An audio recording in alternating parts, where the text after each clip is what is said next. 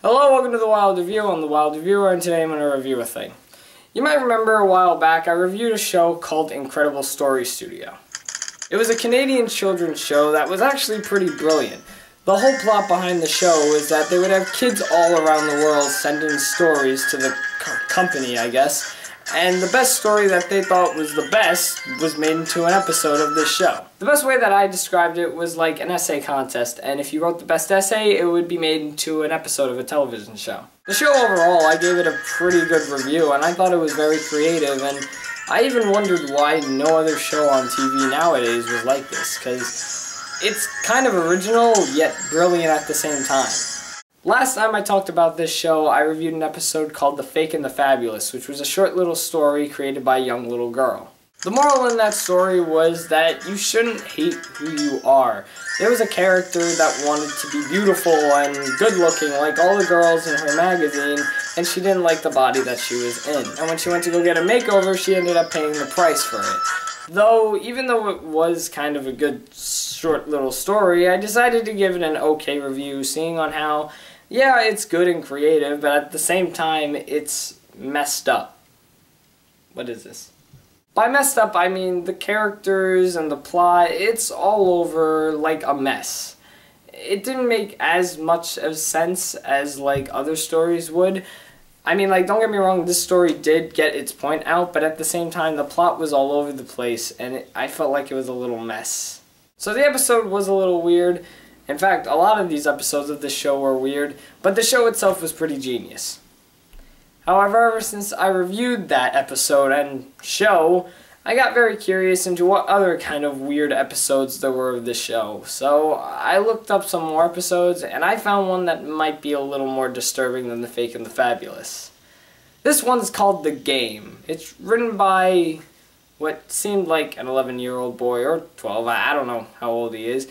But it's a story that gives you the moral of video games will rot your brain. And it does a pretty good job of getting its point out there, but it does it in a very disturbing way. So let's not waste any more time. Let's dive right into the game. So we open up, oh Jesus Christ.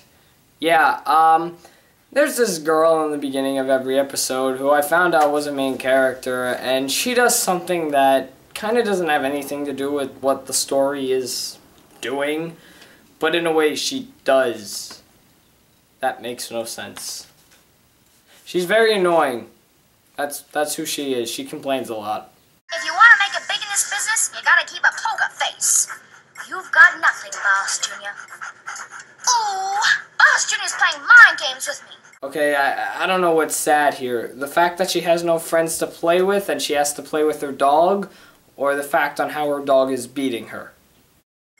Say, that reminds me of Keith Lenton's story, The Game. So, playing a game with your dog and getting beat by your dog reminds you of a story a young boy wrote.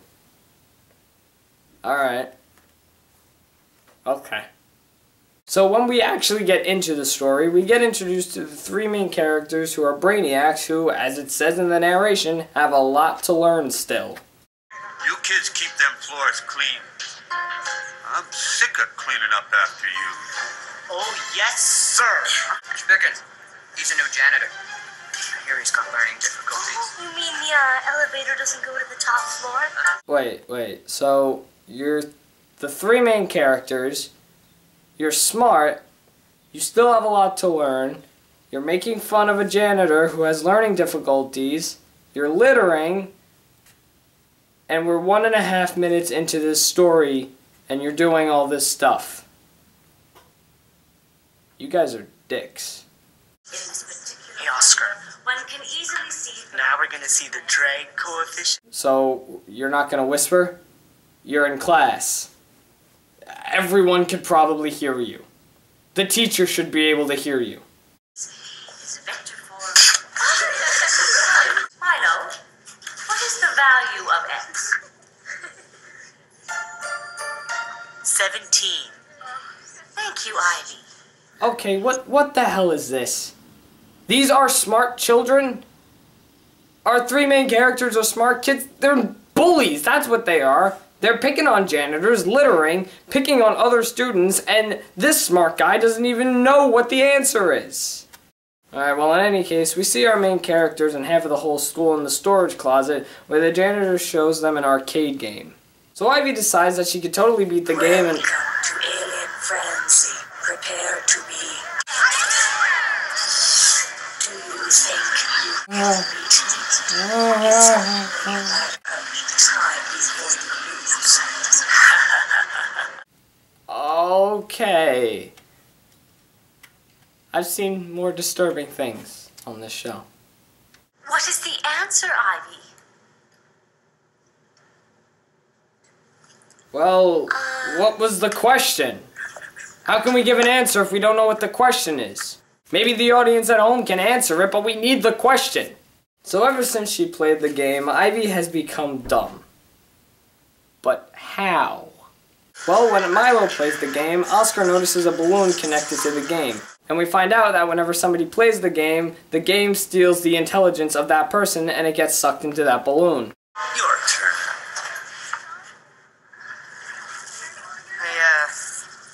I don't really like playing video games. Afraid of losing, Oscar?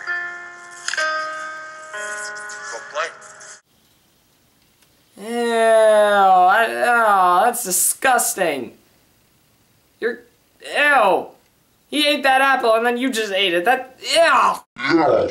That's disgusting. So ever since they've played the game, Ivy and Milo now have the mind of 3-year-olds and decide to act like 3-year-olds, seeing on how their intelligence was taken away from them. Hey, dummies. Go back to kindergarten.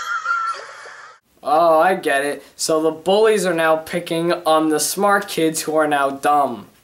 You may see this as harsh or bad, but I see this as karma. So later on in the story, Oscar discovers that the janitor is behind the game and is the one that built the game and is stealing the intelligence because, you know, he's got a learning disability. It makes sense. So Oscar, being the hero, makes a deal that he'll play the game, and if he wins, the janitor has to give all the intelligence back. But if he loses, his intelligence goes as well. Welcome to Alien Frenzy. Prepare to be destroyed.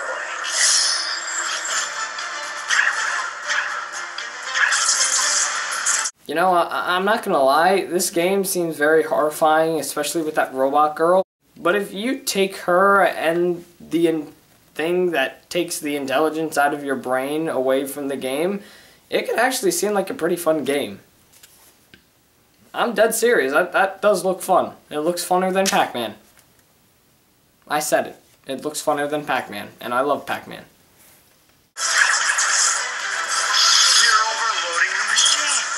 Wait, overload? Don't you mean winning? He's winning.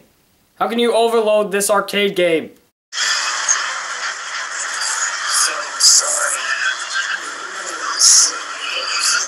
What the hell is going on? Why do I feel like I'm watching a party on television where the strobe lights are going out of control and the camera guy's zooming into everyone's face? This is... what? You busted my machine. I'm dumb again. Yeah, I know this is a winning moment, but do you think maybe we can get some better lighting on these characters? So by the end, Oscar ends up getting everyone's intelligence as the whole school has become dumb, and decides that he'll reteach Milo and Ivy, and even the janitor, and possibly everybody in the school to give back their intelligence. Chocolate ice cream, right? Yeah, that's kind of scary on how everyone in the school is now acting like a 3-year-old, and they're in high school. And that was the game. It was a very disturbing story, but it had a good meaning to it, and yeah, it was very interesting, so I'm gonna give it a good review. I like it. Yeah, like I said, it's a little disturbing, but unlike The Fake and the Fabulous, this story actually came together pretty well. The game looks pretty interesting if it was real, and I think it's creative. So, good on you, kid that wrote the story. Yeah. That's really all I have to say about it. There's not much I had to say about this episode, other than that it was pretty good. The show itself is pretty good. Maybe I could try to see if there are any more weird stories. This one was definitely weird, but it was weird in a good way. So, you should probably check it out. I'm pretty sure it's still on YouTube. Just type in the episode name and the show. Yeah. My voice is going. So that's what I think about the game. I think it was an absolutely cool and weird story at the same time. But now I want to hear what you people think. Have you ever seen this show? Have you ever seen this episode? Have you seen it on YouTube? Also, do you think that games rot your brain? That's a very interesting question, and it goes well with what I'm talking about. Do you agree or disagree with anything I said in this video? Tell me in the comments, and also leave me your suggestions for whatever movie, TV show, or random thing you want me to talk about next. Thanks for watching The Wild Review on The Wild Reviewer, and you just saw me review a thing.